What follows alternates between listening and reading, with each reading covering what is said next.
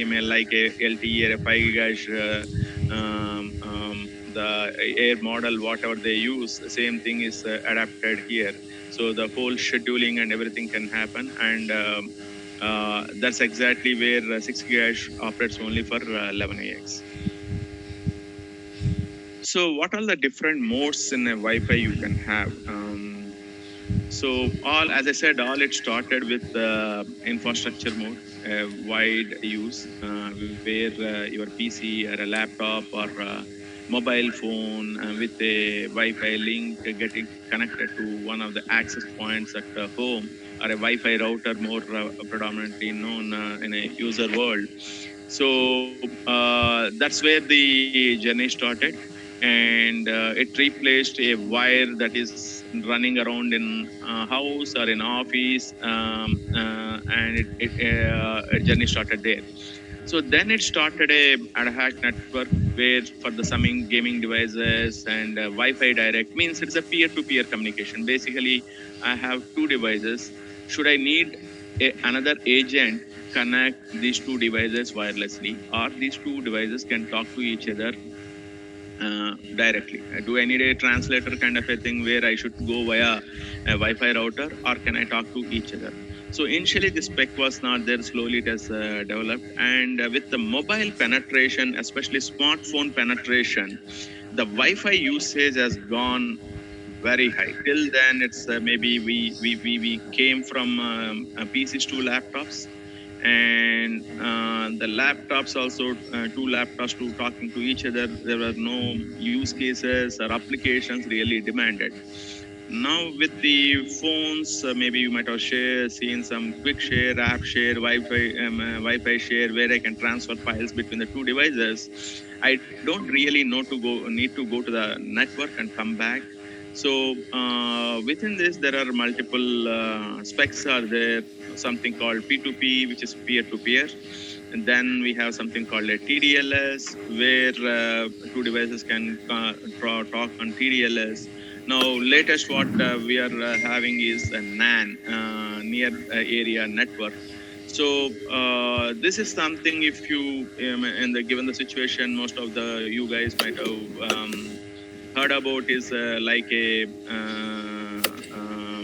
Aragya Setu app or something. There also, it is kind of between LE, low energy, which we talk about in subsequent slides, and Wi-Fi direct is getting used. So then comes the mesh network. Now, I have a house, maybe a duplex house or a big office, where is it audible my now? One wireless router. Good morning, friends. Is it audible now? How yes, I can have a extended coverage. So okay, that's where it started. I think there is some difficulty in the network. Can I press it now?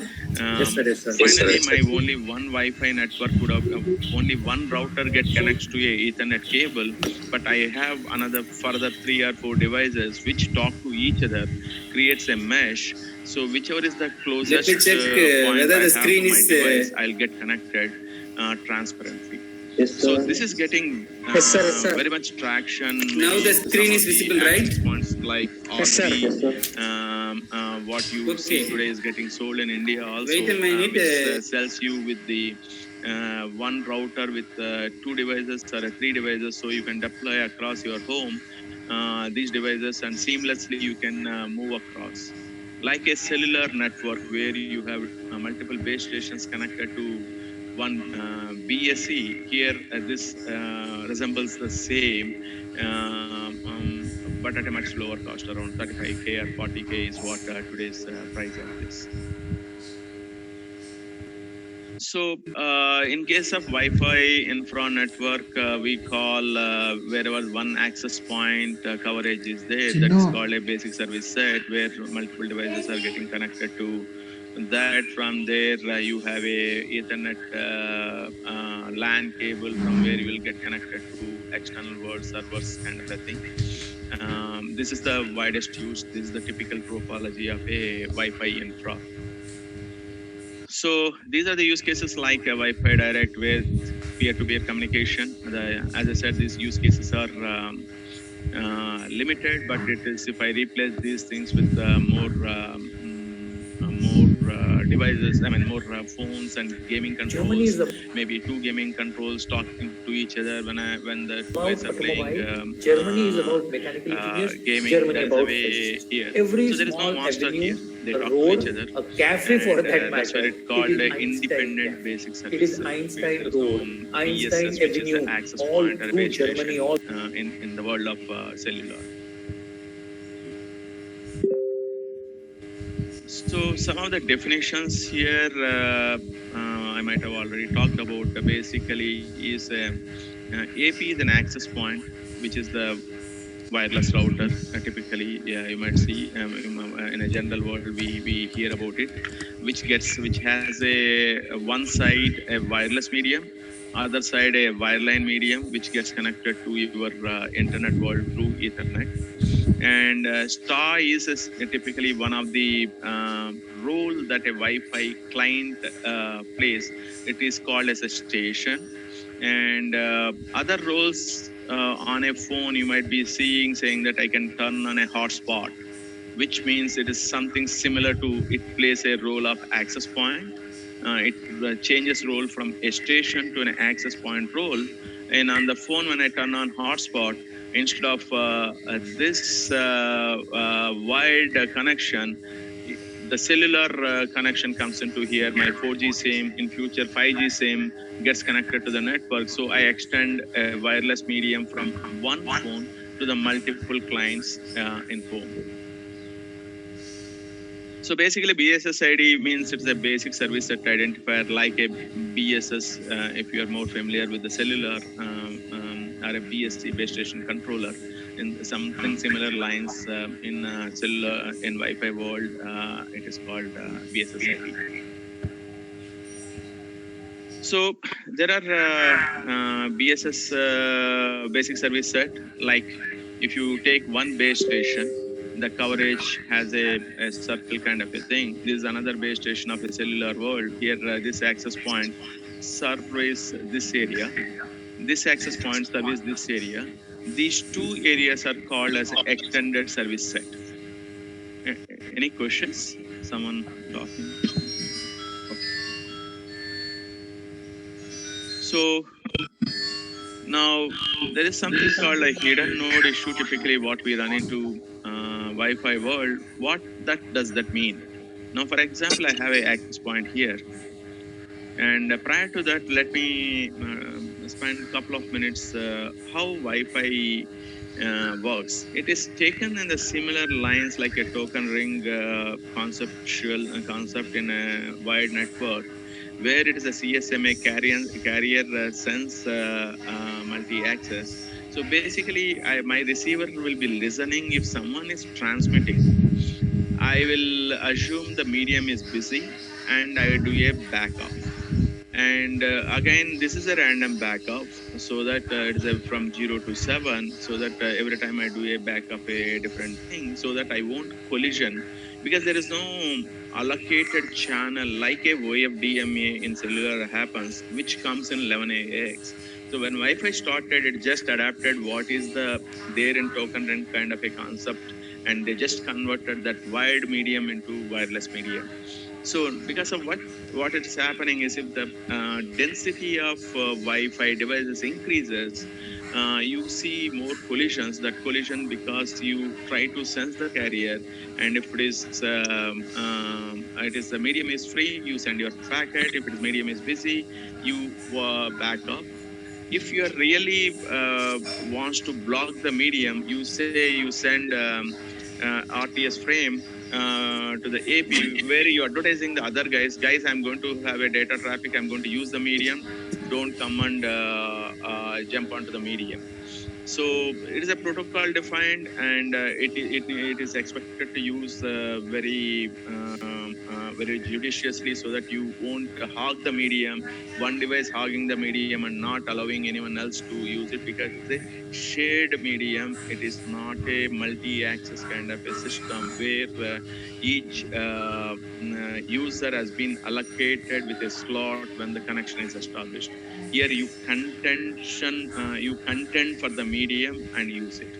So in this world, is more specific to this Wi-Fi problem. It is not applicable to cellular. This guy, this A cannot hear C, and same way C cannot hear A. Now A is transmitting to AP, and C also starts transmitting to AP. Then there is a problem where it can do a collision. The packet can be lost. So to solve that. This the whole thing of a RTS, message, CTS, and ACK has been deployed.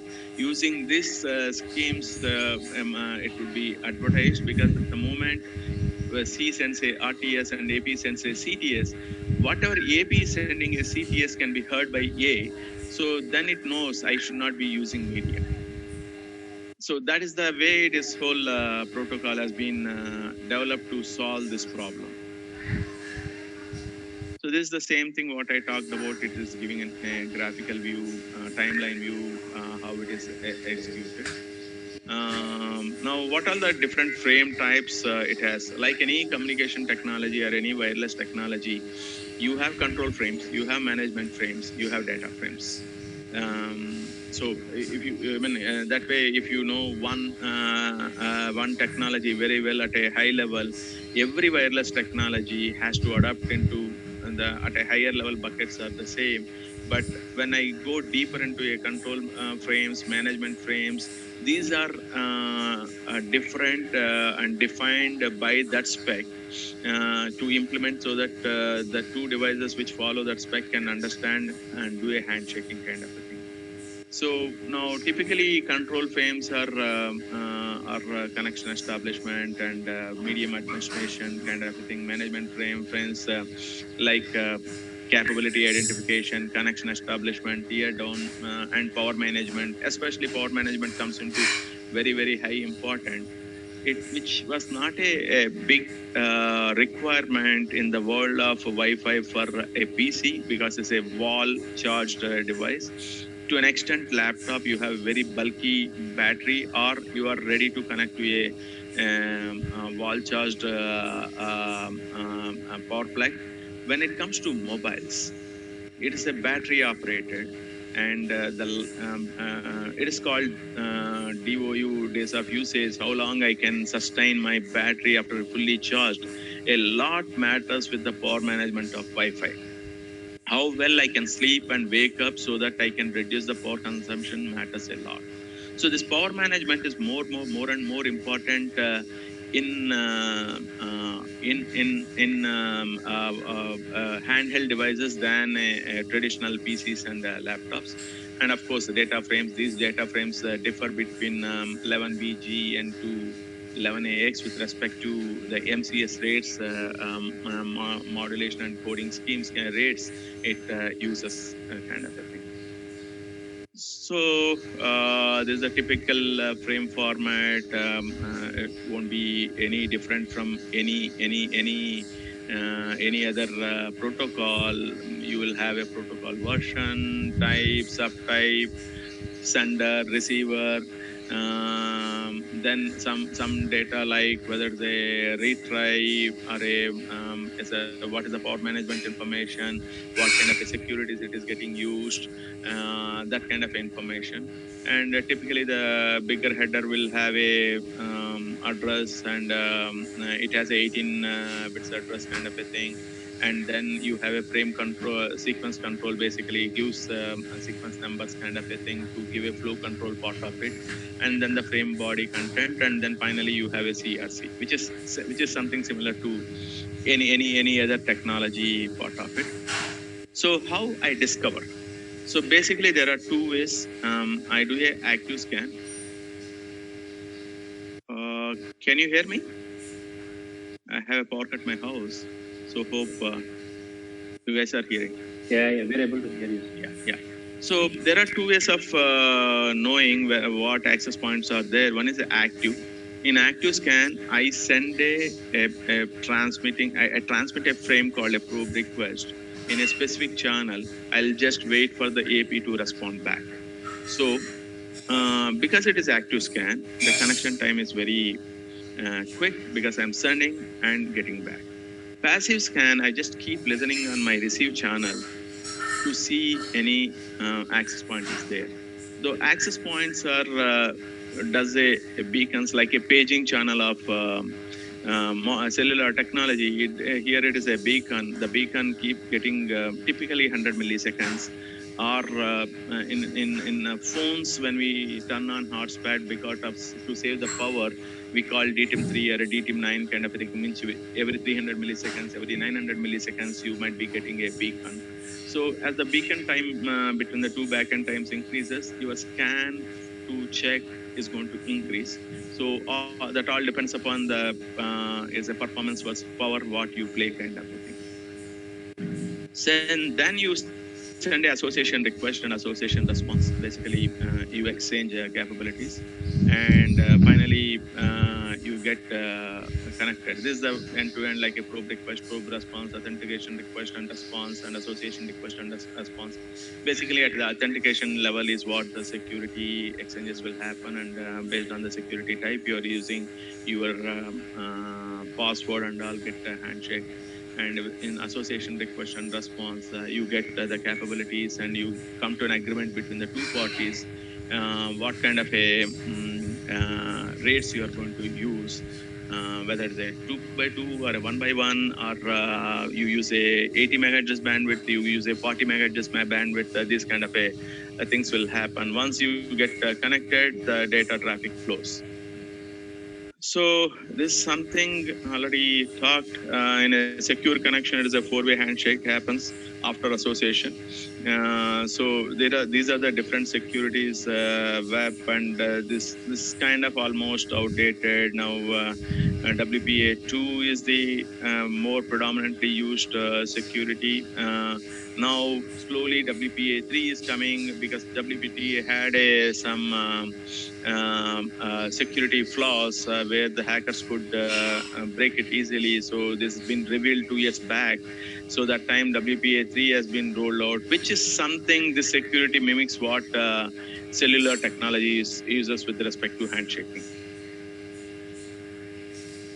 So this I briefly touched about, so I can jump like a beacon. The access point keeps sending every 100 milliseconds or 300 or 900 milliseconds based on the configuration. So it has certain information about the capabilities of AP information, color.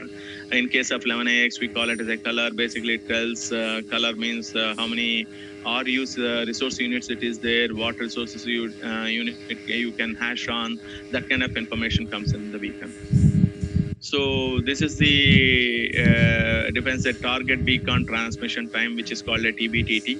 And this is exactly what I was talking about. This is the beacon period. You just wake up just before when you have in a power save mode. You just wake up before the beacon interval, listen to the beacon. In a beacon, you will hear whether you have any data transmission for you.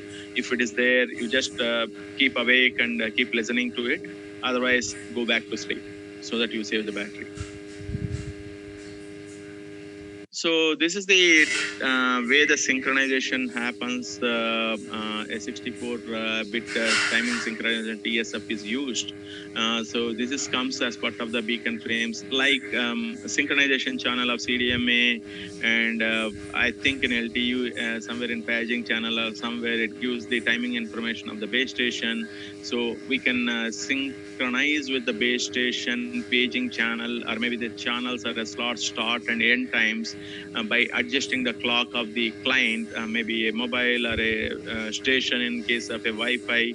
The philosophy is same, and the techniques might be different based on the implementations they choose.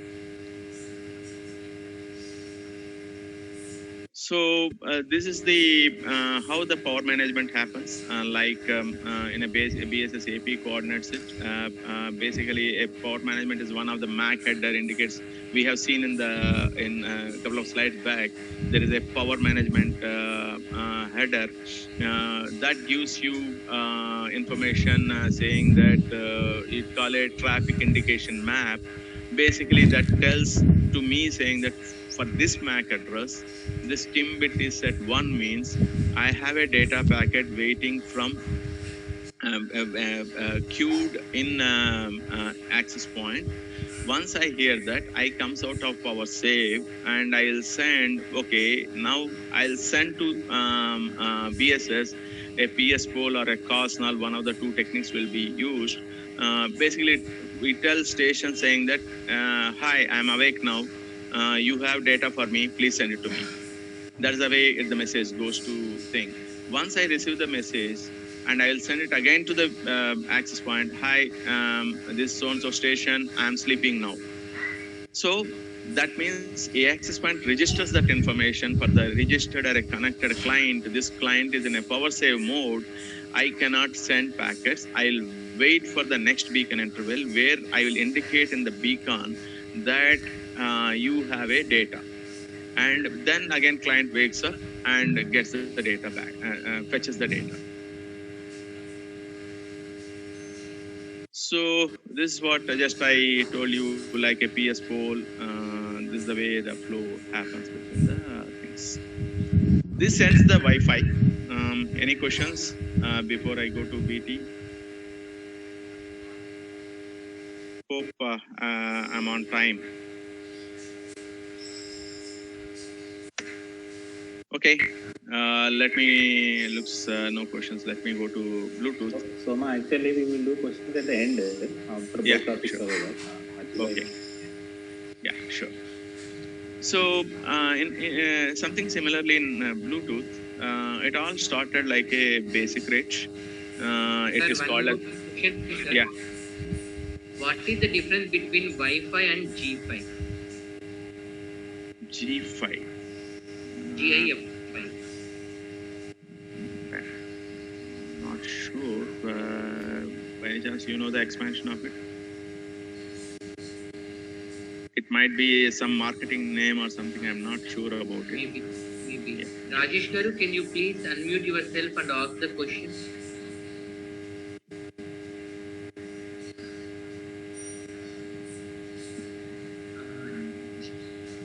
G5 giga fidelity. What is the difference between Wi-Fi and G5 giga fidelity? Sir, you can unmute yourself and ask the question, sir. Rajesh Garu, if you have any query.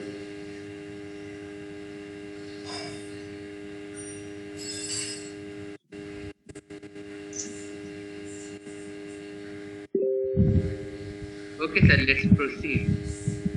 So as far as I know, maybe it's a kind of a marketing name. Could be called, it's again, I'm speculating, it could be a gigabyte or something to say that it is a faster Wi-Fi. Someone might have did some IP on top of certain thing. I can create a device between two devices, could be a proprietary devices, and it can work between only my two device, the device I supplied.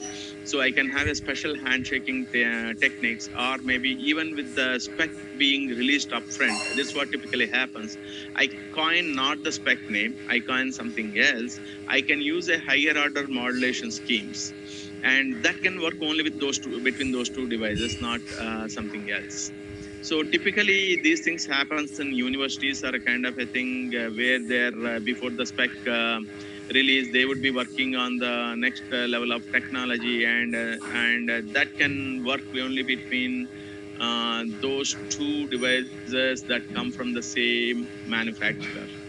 So we also have some features within Qualcomm we call as a Qualcomm to Qualcomm kind of a thing, where the two devices does a handshaking. We know both are my devices, what software version, what release version I'm having. So based on that, I can start exchanging some proprietary information elements in the messages, so that I can establish a higher data rate that can be kind as a its own company's proprietary name. It, as far as I know, it is not a spec. Maybe it's a pre-11ax name or something. It might be. Okay, hope that might have clarified. So in the BT, it's a kind of a Bluetooth started. It's more towards like a peer-to-peer, whereas my Wi-Fi started to looking at a problem to solve of removing a Ethernet cable running all around in house or office. for our PCs or laptops. So I can create a mobility. I can move from one room to other room, or one floor to other floor, one office cubicle to other office cubicle. Easily, that mobility has been enabled with Wi-Fi. To start with, in the similar lines, Bluetooth started peer-to-peer, relatively a shorter distance, low power needs kind of a thing. So it started with a basic rate. That's where the data rates are limited for 1 Mbps, because the problem or a solution is trying to solve is a smaller audio transfer or a file transfer between two devices, or otherwise a voice call coming over a Bluetooth headset, or a streaming of audio in a car kit, or like I said before, Wi-Fi direct came, P2P, Wi-Fi share and all. Typically the between two phones, file shares are designed on Bluetooth technology, and but that in initial days it was good, like it was giving a 1 Mbps. Then the spec has been enhanced to give a enhanced data rate with the 2 to 3 Mbps rate. Basically here what it does is it's again like any wireless technology. People started playing with modulation schemes and coding schemes, so that where the data rate increased. So this operates in the same 2.4 gigahertz band of open spectrum of WLAN. It shares the medium. So then there is a novel thought came where the BT SIG, which is the body for the BT, wanted to give a BT solution for higher throughputs. Like I want to transfer a big file between two devices. This 1 Mbps rate will take forever. So then a novel idea came, like I use Wi-Fi MAC, but a connection would be established on a BT protocol, and then I'll use data transfer with a Wi-Fi MAC, so that I can achieve 400 Mbps and kind of a thing. But by the time this technology came and about to mature, the Wi-Fi Alliance came with the P2P, Wi-Fi to Wi-Fi direct, with the P2P TDLS. So that is practically killed this one. So Wi-Fi BT also killed it. So traditionally nowhere it is seen as a deployment. So then there was a need for how I can reduce power consumption from this to further down. Then the BT came with a low energy. It supports 1 Mbps data rate, and it has 4 classes. This class 1 to class 4 is mainly differentiates the power output so that I can be more power efficient, like a 0 dBm to 20 dBm powers. Each class has a certain cap.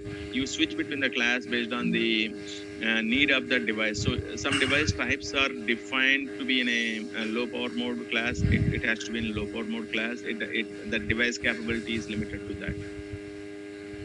So Bluetooth kind of a thing, it has a, like I was telling in previously, like it provides a point-to-point connection like this one, or it can give a point to multi-point connection like this.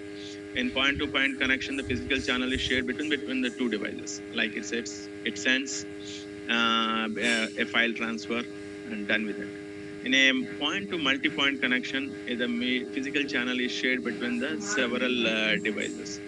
One of the example you can take it like in a home. It's a wireless home theater. If you have, each speaker can have a BT based wireless in it. So you have 5:1 or 7:1 thing, whatever the 7 speakers or something. When you go for wireless, it uses the most of the devices are on Bluetooth. Now slowly that is getting replaced with the Wi-Fi for a better latency and a higher throughput demands, where the your music content or when you are playing a high definition audio versus a normal audio. In a normal audio, BT throughputs are good enough to give your latencies and all. When it becomes a high definition audio, you need lower latency, higher throughput. That's where the Wi-Fi is changing. Those typically that cost of those home theaters are different. That's one of the good example where you have. And slowly now you might be seeing some of the Samsung phone supports two BTE headsets can be connected at the same time to the device. It can stream. It can stream the audio for the both the Bluetooth headsets. Basically, from one mobile you are streaming to two headsets. So then there is a Pico Nut where it is a kind of a mesh network what we talked about in Wi-Fi also. So it is basically this fellow is connected to here. From here, this fellow is connected between these two. So it is having a link between these two. It can receive from here. It can receive from here. So it is as the use cases are increased, the Piconut deployments also started going. So per spec, it can go up to 7 slaves in a Piconet. And what channel who is going to use is controlled by the master. It is not a peer-to-peer, rather master controls like a base station controller in cellular world.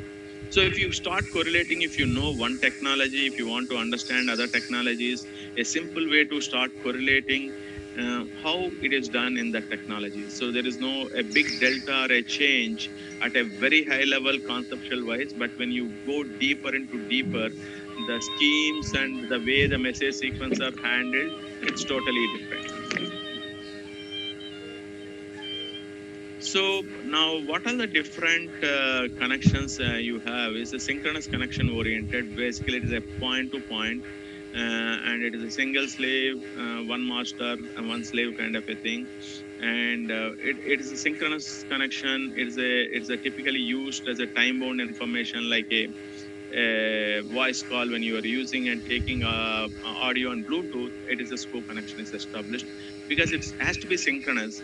Because it's audio, it is a real-time audio, it is a bidirectional audio, so it has to be a synchronous connection. That's the way we establish a synchronous connection for that. So BT has multiple profiles. Each of the profile takes one of these connections. Like extended synchronous connection is something is the same, but it has a better retransmission window after the reserved slots are done, so that you can have in a bit noisy environment, you can have a better call experience. And other is asynchronous connection oriented. As name suggests, there is nothing, it could be point to point, it could be multi-point, but there is no synchronous bidirectional. It could be a one-way communication, a file transfer is happening, and after the finishing that there would be ACK is coming. So basically a protocol, the way it is getting handled between these things is different based on the transport model you choose. So typically to WLAN, how the BT connections establishes, it does an inquiry where you do a scan there, you do an inquiry here. And then you listen to the paging. There is a paging that during that time it gets connected. So before doing a connection thing, you need to first do an inquiry. Then only you can go to the connection. Then you have, once it has been connected, basically again it is active mode and sniff mode. This sniff mode is something of a power save mode we talked about in Wi-Fi. Something similar here. Here also you go into sleep 100 milliseconds. But again, the spec says this, it is adaptive power controls are there. Each device, each vendors are implemented the way based on the services are requested. So in some kind of services, you won't allow go into power save at all because of a synchronous kind of a thing. For example, HFP or voice call. In certain conditions of voice call, you may not allow the power save to happen. in certain a best effort kind of a traffic, maybe you allow for 100 milliseconds or much longer, because there is no quality of service or a quality of experience comes into the picture, because the data can be accumulated and can be displayed at a later point of time. So there is something called a concept of bonding and pairing. You might be seeing whenever you buy a new Bluetooth device, that's what you do. You first you bond it, then you pair it. So once it is paired, it would be seen in your UI. So then you can go and get connected. So that is something in a discovery operations is what getting done in the Bluetooth. So this, I was talking about different profiles. I just listed some of the used profile. Like a human interface device is called HID. All our keyboards, mouses, these kind of things falls under this. Basically, it gives a human interface or and that is the reason it is called a human interface. Hands-free profile, headset profile, HSP or HFP. It very well known another use case of Bluetooth where we use a Bluetooth headsets. You convert your audio streams which you received over a cellular network on a phone, or maybe a Wi-Fi network for Vivo Wi-Fi call would be transmitted on a Bluetooth network to your headset. So then advanced audio profile, basically this is more of a streaming use cases. It could be typically it's a one-way communication most often, like whichever the device which transmits is known as a source, whichever the device it is listening, it is known as a sink. So now in this example, a music player sending a stream to headphone is a source and sink. A mic sending to the portable recorder is a source and sink. So there is another thing called on top of A2DP, what is called a audio video remote control profile, which is called a AVRCP. So typically you might be seeing like what is this? So now if you go and look at maybe most of you might have seen in your car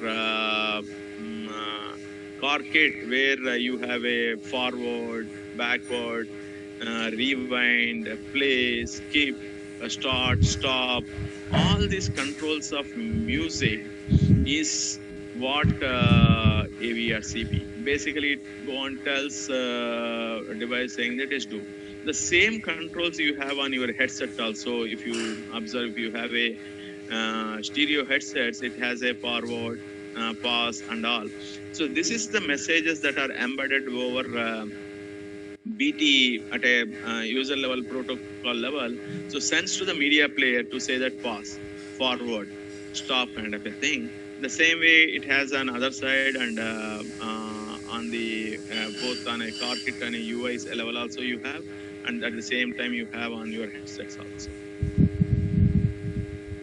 So there are in a classic audio you have different codecs are getting used to give you a better user experience.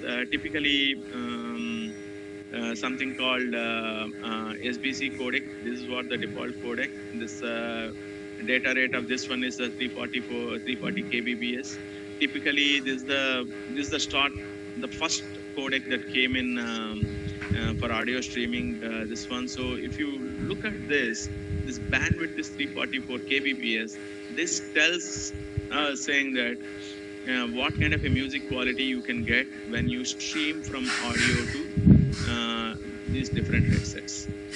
So when this is for the music streaming, when I go for a typical voice call, voice based thing, here it goes with a SCO or ESCO, synchronous connection oriented we talked about. It's a 64 kbps PCM or a CVSD codec. Like you might have heard in cellular world, different encoders, decoders are there, something similar to here, similar to there. So no, I'm not sure I have the latest one. Now this, let me spend some time here. Now Sony came up with the LDAC as a latest encoder decoder. So your high-end Bluetooth headsets gives that goes up to 960, 990 kbps.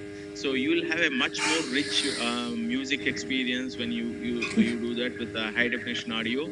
So your beats and small beats and everything could be well adjusted because of you can fit a larger spectrum of audio bits. Like if I go up to 16 kilohertz of audio range, here I'm containing up to 3.4 kilohertz of audio sampling or something, versus when my bandwidth goes up, I can go well beyond to 16 kilohertz. So I can start listening to the music beats much more clarity. And also this is going to be a very good thing in the home theater kind of a system. So these high level these codecs, even Qualcomm has our own proprietary codec, and what it does is this gives one level of above thing, adaptive, where it becomes is based on audio input or the bandwidth available, either at be 990 kbps or it can be 660 kbps or at the 330 kbps. I scale up from 332 to 990 kbps. It's a completely adaptive. It takes a lot of information into consideration, like how much a buffer I have, how much of retransmissions are happening. Like any scheduler, it operates in the similar lines. So next comes the low energy. This is the BT 4.0 spec kind of a thing. It is first time introduced in 2010. It's basically further reduce the power consumption, because you have a small devices which are you cannot have a charging mechanism to that. You want a device which is a battery operated, and that you want to have a much longer life cycle.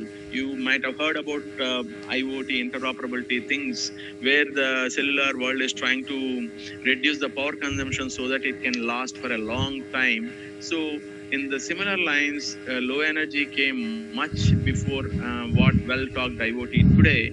This spec has been created in 2010. Then it started with some like any spec evolution happens. It started with a simple, then multiple additions happened over a time, like extending the data length so that I can transfer higher throughputs, and then people realized maybe I need to put a security and privacy, otherwise someone can hack and make that end device to behave differently. And then the PHY also has been improved to 2 Mbps kind of things. And then this new things started coming is as advertisement extensions. Basically, I send advertising packets from the controller to the other. People will be listening to those advertisements. I'll react only needed, when needed kind of a thing. So where this can be used, like a location services, where this kind of things can be used. I go to a certain mall. If you look at this, what IoT today talks about, but Bluetooth started Bluetooth 6 started thinking this kind of use cases right from 2010 part of it. So based on that proximity of services, I can do a certain advertisement and start doing it. And one great example here is Arogya Setu app. Now in Arogya Setu app, what today you have, when two guys comes very close and it gets discovered on low energy, and it detects the other person details. Again, it's what from the other device you can capture based on the app can feed you. So it can tell about whether that person is a COVID patient or not, so that you would be seeing in your Arogya Setu app saying that whether you had any close proximity to a candidate, potentially, a COVID patient, or maybe the guy who had a contact to other part of it, other candidate. That kind of information, that is one of the latest example I picked up. But these are the ways it can be seen. And you look at in another angle is in a hospital where ECG is there today is wired. those sensors are connected to the wired through ECG mission, that which can be replaced, because that sends very small data, very bursty data, kind of a thing. I can just attach that whatever they put onto our body, which can have a LED device which can transmit to the end, to the machine, so machine can record. So it is totally wireless. And then within that, now the next extensions are coming is AOA and AOD. It is basically angle of arrival and angle of departure, so that I can identify from which direction the thing is coming. Based on that, I can start advertising something more. I can develop some use cases based on angle from where it is coming, kind of a thing. So that is the whole low energy started. So now, when low energy, when it started, like I said here, it's more of a data. Nothing much is there, kind of a thing. Now, this is the greatest spec. It is not yet. It is still in a formulation part of it. This is the next generation Bluetooth audio. We would be seeing spec is getting ratified. You can just Google it. You can find the information. And where instead of sending on a BR best rate or a extended data rate thing versus I'll send on LE gives me a much more lesser power consumption than Bluetooth, so I can last my earbuds for much longer duration before charging them. That's the whole idea part of it. So what are the different topologies LE audio is going to support? Like a classic Bluetooth, one-way audio to one device or two devices, like you might have seen now AirPods, where we started with the Bluetooth headsets for stereo, a big connector between the two earbuds, then a thin wire came. Now you are seeing more fashion thing is you have two earbuds like something you just press in, there is no connection between them, wired connection. Either they talk to each other, or the mobile device which sends audio, it sends on two links to those devices. So both capabilities are available. So in the similar line, you have a audio where it can be sent front and back, kind of a thing.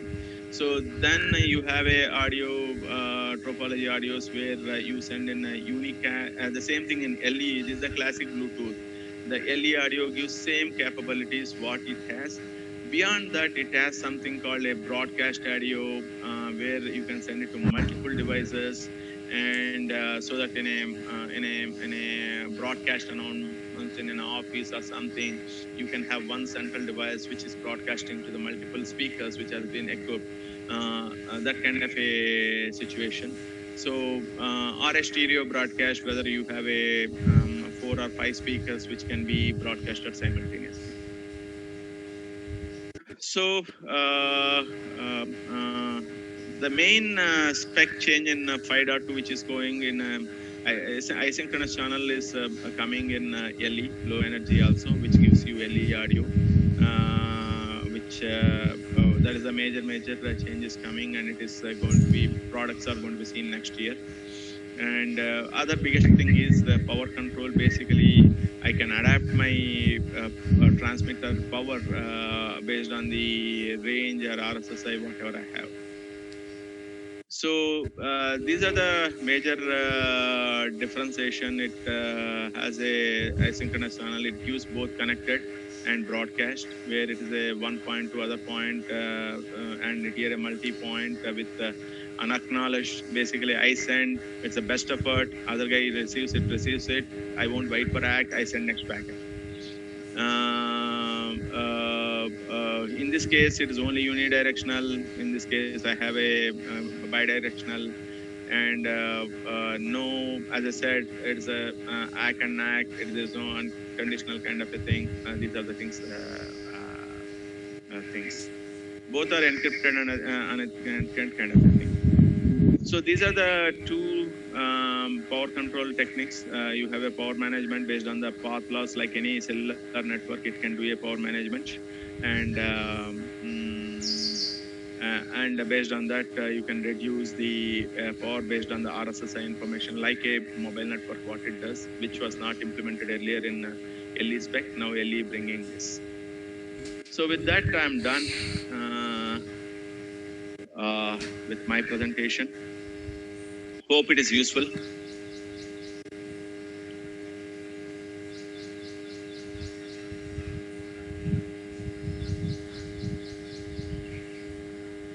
Hello.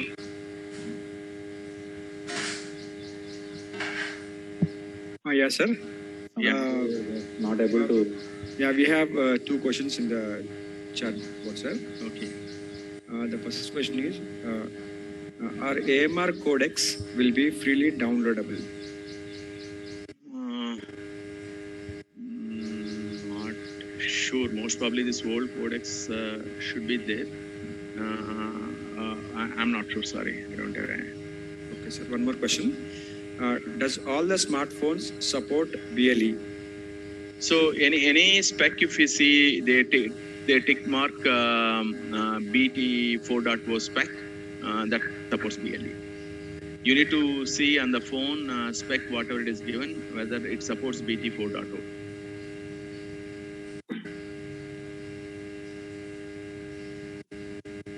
There is one more question earlier. To connect to Bluetooth devices, our two devices must have the same frequency. And is it possible to transmit a file using 5 GHz Bluetooth device to a 2.5 GHz Bluetooth device?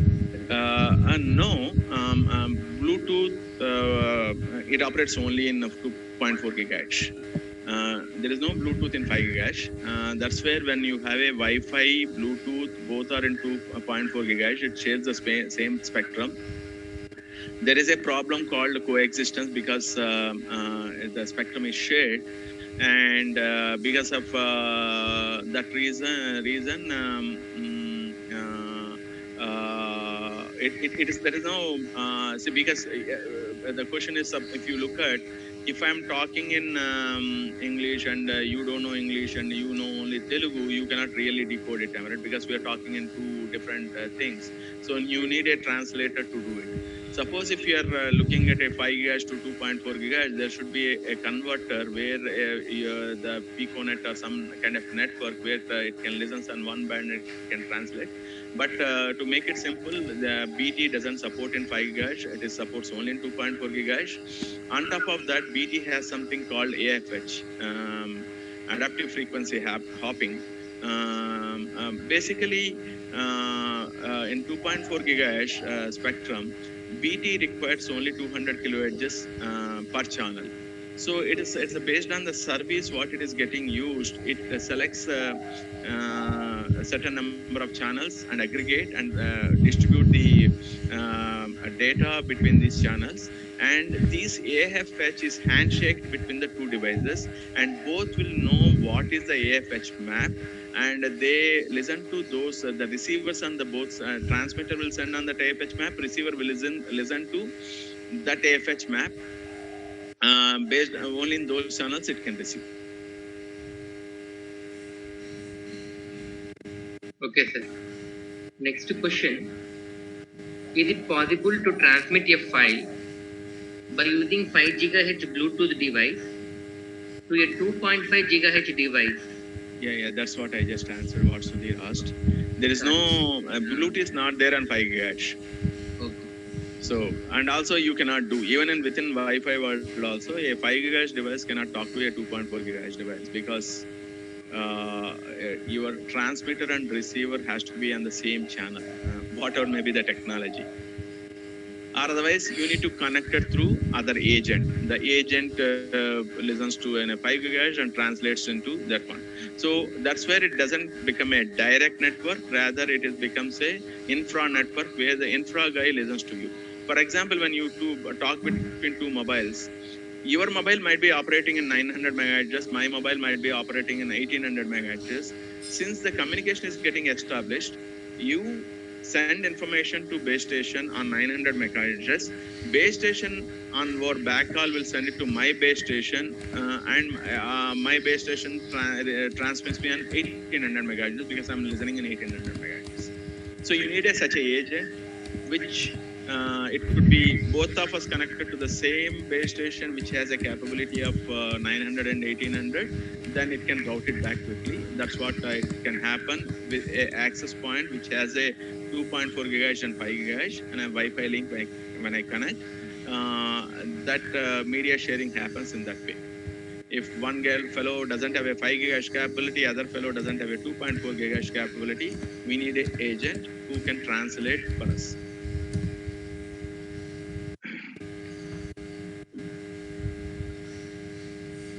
Yeah, another question looks like Wi-Fi Bluetooth coexistence is solved in Wi-Fi 6E. Wi-Fi Bluetooth coexistence solved in 5 gigahertz itself, because Bluetooth doesn't operate in 5 gigahertz. So the Bluetooth doesn't have. Suppose at your home, if you put a 5 gigahertz radio, a 5 gigahertz capable access point, and you connect on 5 gigahertz, then if you are playing some music on a Bluetooth headset, there is no contention there. So you have a better experience. Otherwise, what happens is this when it is both are in 2.4 gigahertz, it is a TDM mechanism, time division multiplexing, where based on the service that is getting used, the typically implementation is whether Wi-Fi should be a priority or a Bluetooth is based on a priority.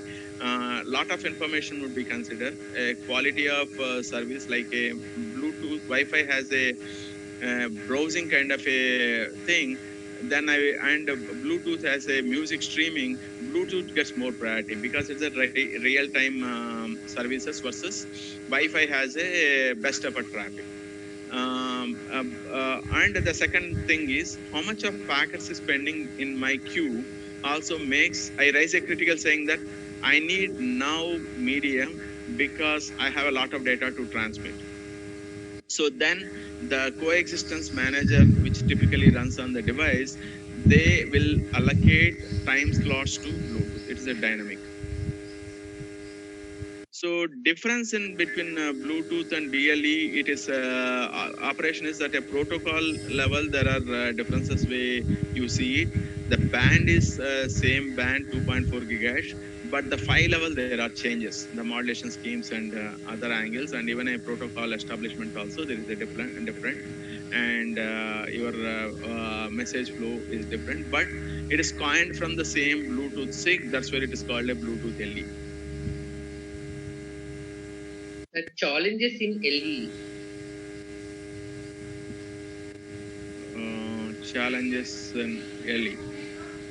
So, say like any technology, you have a protocol challenges. Like when it started, it had only limited data set. So as the specs got evolved, looking at to add more and more information, the bandwidth are increased, additional data sets have been created, and then audio was not there. Now Bluetooth is bringing in on audio. So and also they're simplifying Bluetooth.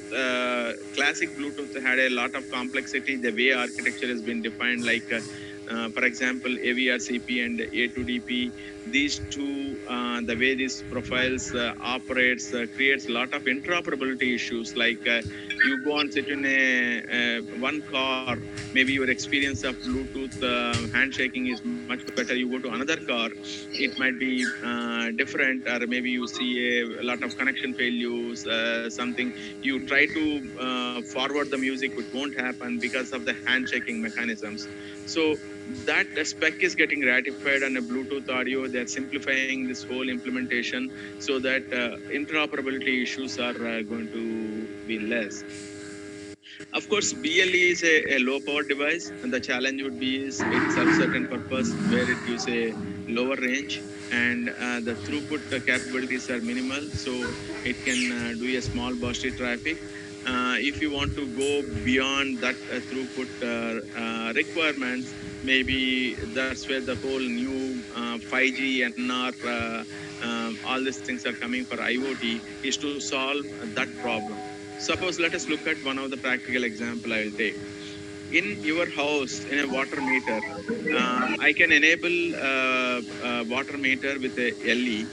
I can have an application on my phone. When I go close to the device, I can look at, I can open the app discovers your device, and the water meter sends me the reading. Okay, what is the challenge here?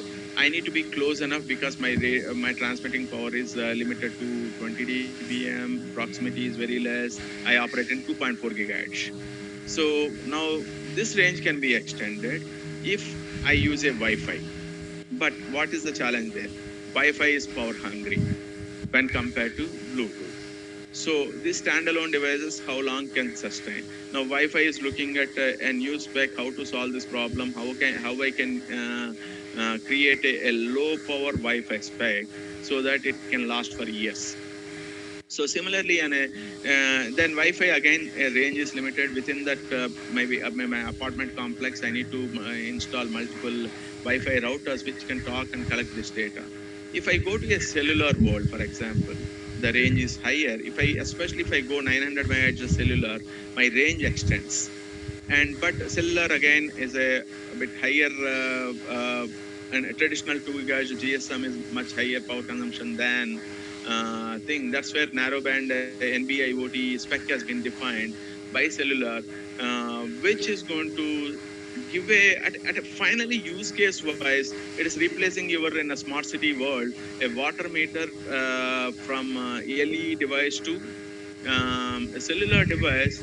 But now a centralized control guy, a water board guy, can sit at his place. He can just pull the data. He don't need to come to your home. You go close to there and get connected. So that is the BLE challenge, I can say, the way I look at it. But it is defined with a purpose based on the spec Bluetooth had, and advantages is a free spectrum. You can install anywhere. Now, for example, for rollout on a narrowband IoT service, you need to have a license. Maybe the operator should have a license, and they need to pay WPS guys like Indian government charges towards that. Versus if I roll out with a BLE or a Wi-Fi, I can deploy in my apartment complex. My apartment association manager can collect the data sitting in their office. Is a beacon operations or is a continuous one? Yeah, it is a continuously every 100 milliseconds or every 300 milliseconds or every 900 milliseconds based on the configuration you made. And that is the way it happens. There is another concept called telescopic beaconing, where I send every 100 milliseconds and I see if there are not many devices connected to me.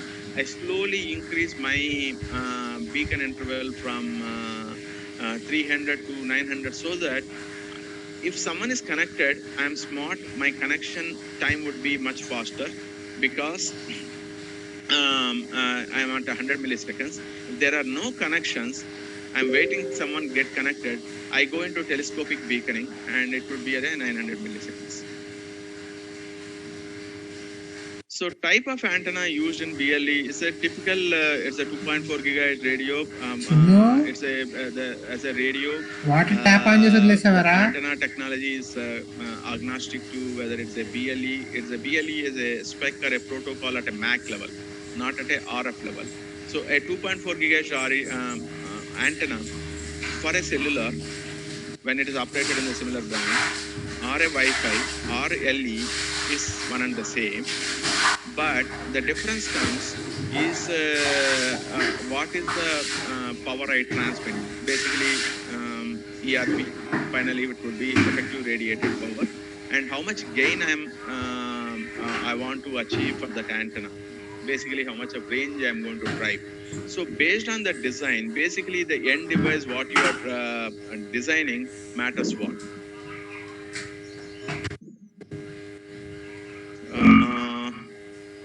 Yeah, so suitable polarization technique suggested in,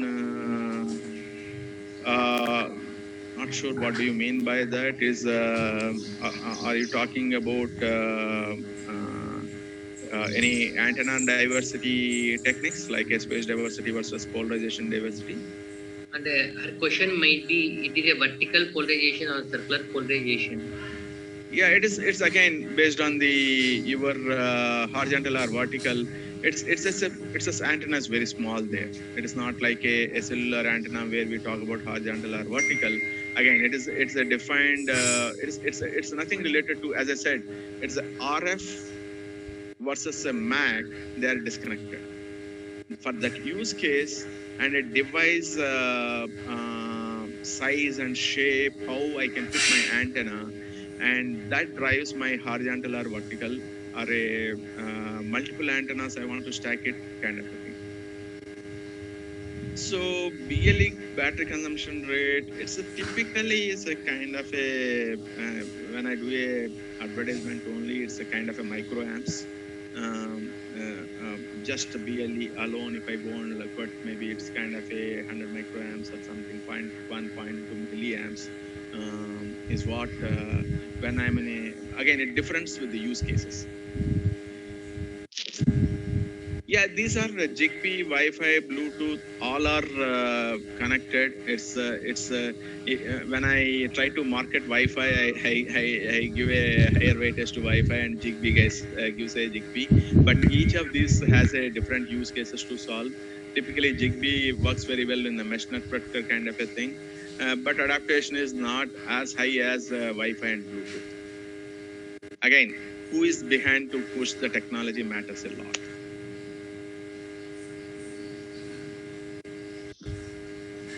Any questions from participants?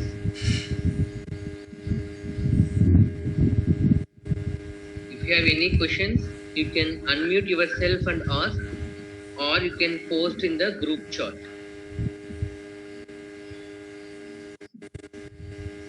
Okay. Thank you, Somshekhar sir, for your nice lecture on Bluetooth devices. Sir? Yeah. Hello, Yes, sir? please. Yes, please. Is CTS, RTS exchanges are solve the hidden node and exposing node problems, sir? Yeah, that is going to solve. Not only that is extended also. Suppose certain cases I have a QoS where quality of service high grade, and I'm waiting for too long. At that time, I can make a decision saying that guys, stop your transmissions. I'm going to hog the medium. And unfortunately, some vendors, some devices, this misuses. When they have a transmission data, they continuously keep sending CTS and RTS. It is a spec violation, but you might see devices of that nature where they just hog the medium, keep sending it. So other guys are not going to share it. That is the biggest challenge of a Wi-Fi deployment, especially with 11B, 11G, 11N, 11B, 11G. The packet sizes and MAC packet sizes are very bulky, so it takes a longer time to transmit over the medium. So it takes a lot of time hogging the medium, and that is one of the challenges in Wi-Fi. You see, you go to 5 GHz thing. Since 11B, 11G is not there, it is typically either 11N or 11AC, and the packet sizes are small, the medium efficiency is much higher. And when you go to 11AX, it is a completely multi-access system. You would be given a slot, you would be allowed to transmit or receive in the same slot like a cellular network. It would be much more efficient. So when you migrate to 6 GHz, you see a lot more benefits. It's like a cellular experience you will have in a crowded environment with 11AX and 6 GHz. Okay, sir. Okay. Thank you, sir. Any more questions from participants, please?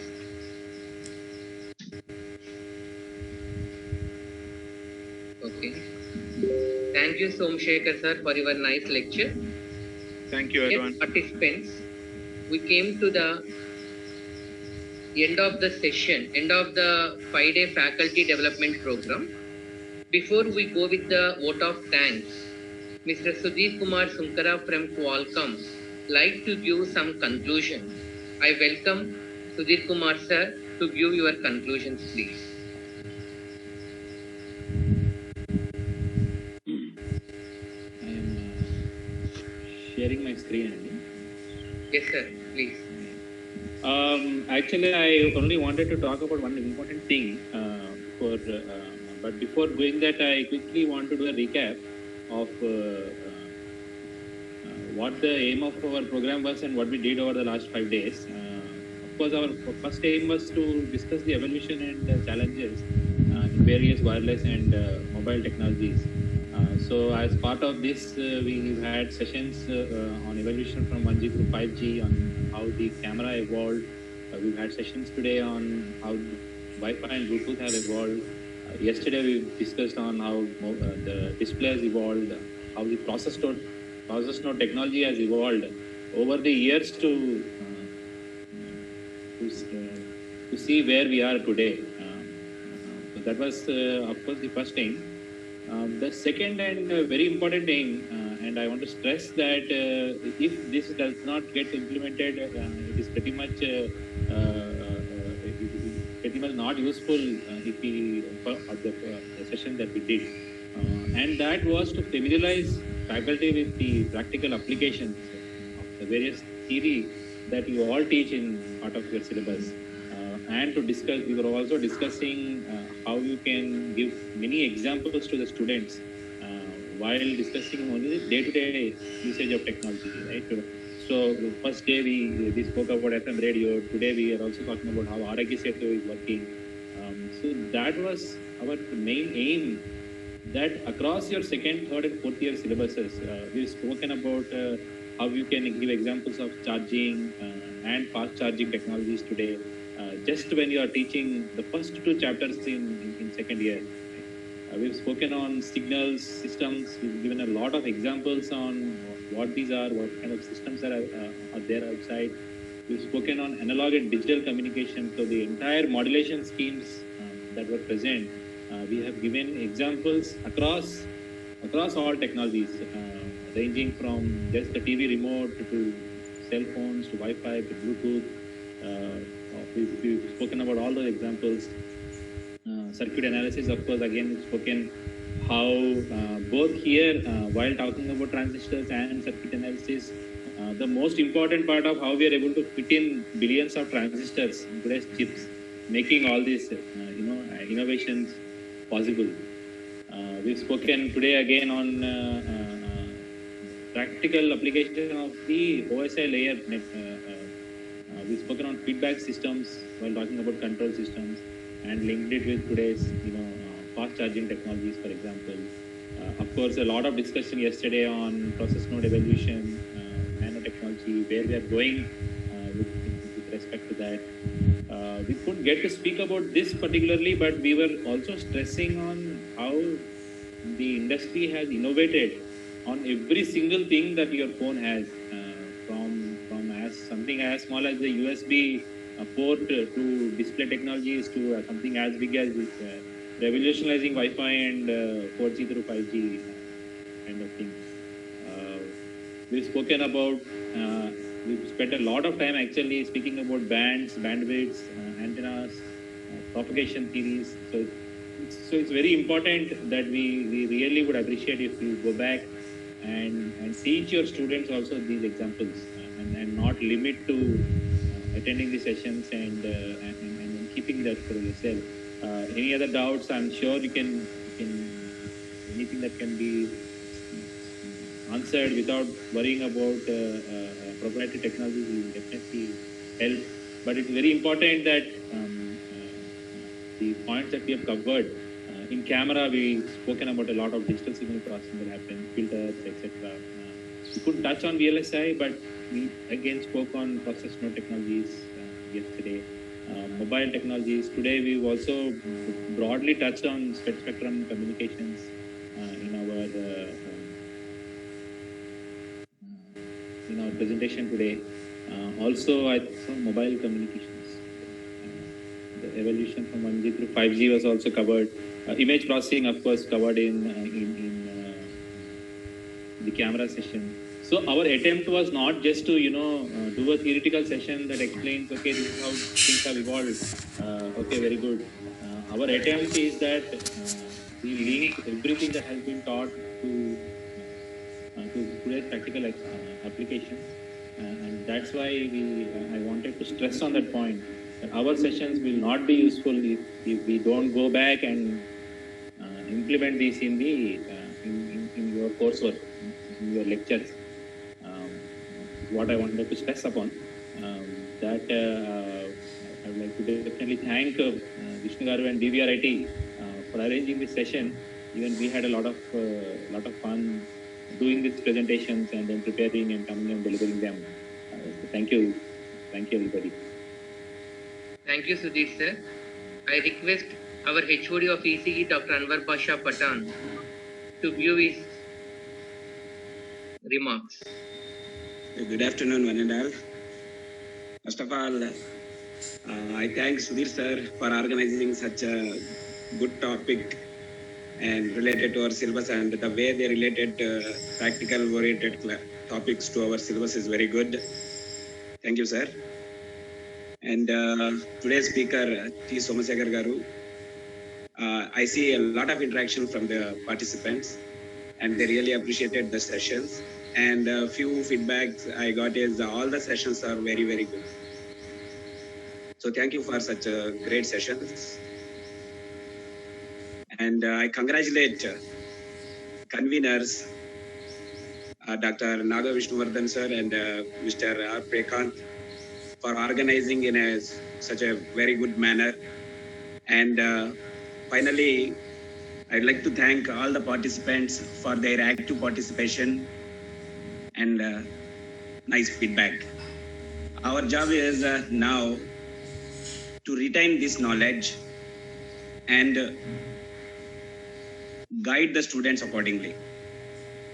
So thank you one and all for joining this workshop, this FDP. Thank you very much. Yeah. Thank you, Dr. Anwar. Before closing the session, if any participants like to give oral feedback, you are most welcome. Please unmute yourself and give the feedback.